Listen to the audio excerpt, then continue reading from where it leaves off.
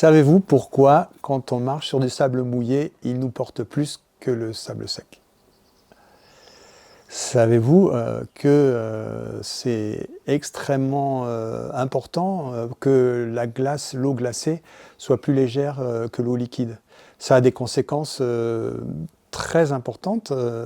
Une notamment, c'est qu'il n'y aurait pas de vie sous-marine dans l'Antarctique ou dans l'Arctique, enfin dans les pôles, quand l'eau a gelé en surface, elle gèle, donc elle monte en surface, et donc elle protège le dessous du gel, tout simplement.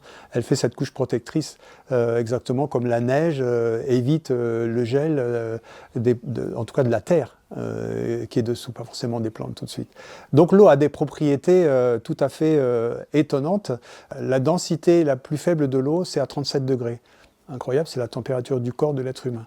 Donc il y a une intelligence, pour moi, il y a une intelligence de l'eau qui est extrêmement forte.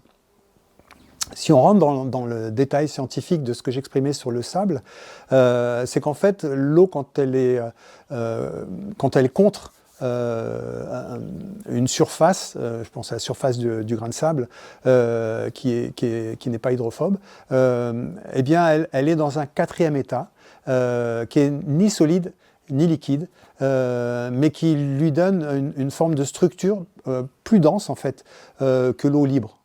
Donc elle est quelque part un peu liée à ce grain de sable qui donne ses propriétés.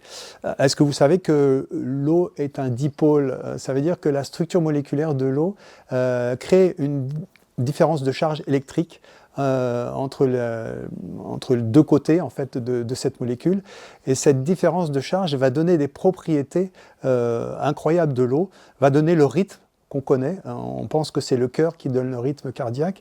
Non, le cœur, il est là pour réguler le rythme. Mais le rythme, il est présent dans l'eau, en fait, qu'on voit par exemple dans les vagues, naturellement. Il y a un rythme. Et ça, c'est ce dipôle, cette structure moléculaire qui crée ce rythme.